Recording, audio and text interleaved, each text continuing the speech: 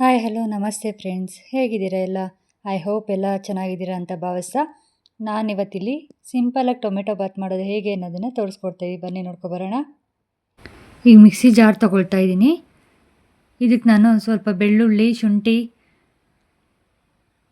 ಮತ್ತು ಪುದೀನ ಸೊಪ್ಪು, ಕೊತ್ತಂಬರಿ ಸೊಪ್ಪು, ಒಂದು ಈರುಳ್ಳಿ ಹಾಕ್ಕೊಳ್ತಾ ಇದ್ದೀನಿ, ಟೊಮೆಟೊ 1, 4 ಹಸಿಮೆಣ್ಸಿನ್ಕಾಯಿ ತೊಗೊತಾ ಇದ್ದೀನಿ, 2 ಪೀಸ್ ಚಕ್ಕೆ, ಲವಂಗ 4, 3 ಏಲಕ್ಕಿ ಹಾಕ್ಕೊಂಡಿದ್ದೀನಿ. ಈಗ ಸ್ವಲ್ಪ ಎಣ್ಣೆ ಹಾಕ್ಕೊಂಡು ಪಾತ್ರೆನ ಬಿಸಿಗೆ ಇಟ್ಕೊಂಡಿದ್ದೀನಿ. ಎಣ್ಣೆ ಬಿಸಿ ಆಗೋಷ್ಟರಲ್ಲಿ ಮಸಾಲೆಗಳನ್ನೆಲ್ಲ ರುಬ್ಕೊಂಡ್ಬಿಡ್ತೀನಿ. ಈಗ ಇದಕ್ಕೆ ಸಾಸಿವೆ ಹಾಕ್ಕೊಳ್ತಾ ಇದ್ದೀನಿ, ಕರಿಬೇವಿನ ಸೊಪ್ಪು ಹಾಕ್ಕೊಳ್ತೀನಿ, ಈರುಳ್ಳಿ ಸ್ವಲ್ಪ ಸಣ್ಣಗೆ ಹಚ್ಚಿ ಇಟ್ಕೊಂಡಿದ್ದೆ, ಒಂದು ಟೊಮೆಟೊ ಹಾಕ್ಕೊಳ್ತಾ ಇದ್ದೀನಿ, ಇದನ್ನು ಸಣ್ಣಗೆ ಹಚ್ಚಿಟ್ಕೊಂಡಿದ್ದೀನಿ, ಕೊತ್ತಂಬರಿ ಸೊಪ್ಪು ಸ್ವಲ್ಪ,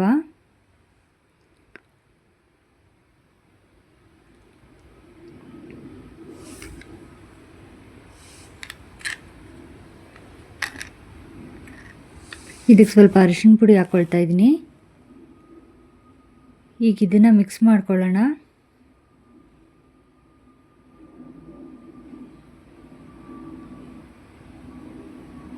ಇದು ಸ್ವಲ್ಪ ಎಲ್ಲ ಫ್ರೈ ಆದಮೇಲೆ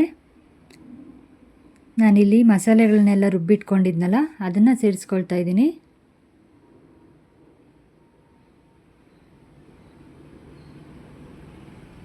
ಇದಕ್ಕೆ ಮೊಸರು 1 ಕಪ್ ತೊಗೊಂಡಿದ್ದೀನಿ.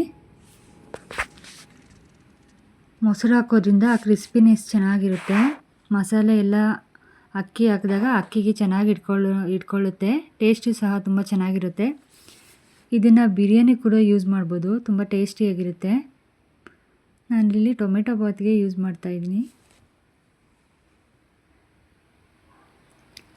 ನೋಡಿ ಅದೇ ಸುತ್ತು ಎಣ್ಣೆ ಬಿಟ್ಕೊಳ್ತಾ ಇದೆ. ಈಗ ನಾನು ಇದಕ್ಕೆ ನೀರು ಸೇರಿಸ್ಕೊಳ್ತಾ ಇದ್ದೀನಿ.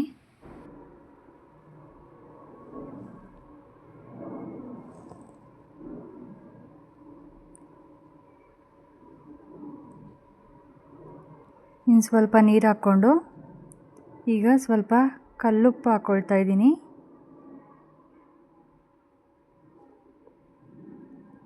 ಒಂದು ಸ್ಪೂನ್ ಉಪ್ಪು ಹಾಕ್ಕೊಳ್ತಾ ಇದ್ದೀನಿ. ಈಗ ಈ ಮಸಾಲೆಗಳೆಲ್ಲ ಒಂದೊಂದು ಸ್ಪೂನ್ ತೊಗೊಂಡಿದ್ದೀನಿ. ಇದೇನು ಅಂತಂದರೆ ಖಾರದ ಪುಡಿ, ಗರಂ ಮಸಾಲ 1 ಸ್ಪೂನ್ ಮತ್ತು ಮಸಾಲೆ ಪೌಡರ್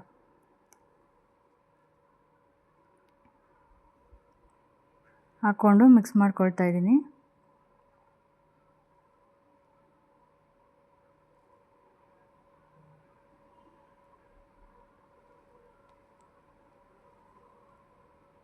ಈಗ ಚೆನ್ನಾಗಿ ಕುದಿ ಬಂದ ನಂತರ ನಾನು ಅಕ್ಕಿ ತೊಳ್ಕೊಂಡು ಇಟ್ಕೊಂಡಿದ್ದೆ.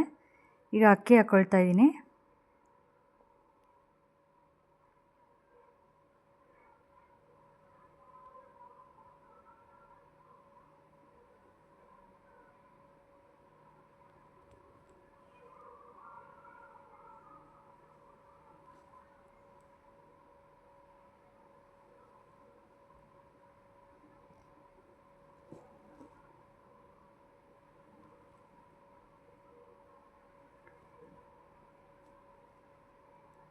ಅಕ್ಕಿ ಹಾಕಿದ್ಮೇಲೆ ಚೆನ್ನಾಗಿ ತಿರುಗಿಸ್ಕೊಡ್ಬೇಕು, ಇಲ್ಲ ಅಂತಂದರೆ ತಳ ಅಂಟ್ಬಿಡುತ್ತೆ.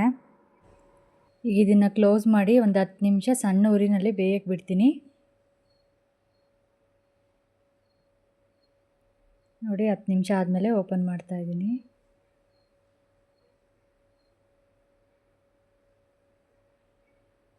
ಆಲ್ಮೋಸ್ಟ್ ಬೆಂದಿದೆ, ಇದು ತುಂಬ ಚೆನ್ನಾಗಿ ಕಾಣಿಸ್ತಾ ಇದೆ.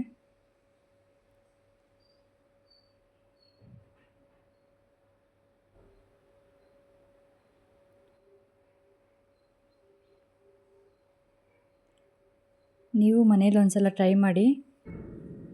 ಈಗ ನಾನು ಇದನ್ನು ಒಂದು ಪ್ಲೇಟಿಗೆ ಸರ್ವ್ ಮಾಡ್ಕೊಳ್ತಾ ಇದ್ದೀನಿ. ಹೇಗಿದೆ ಮಗಳೇ?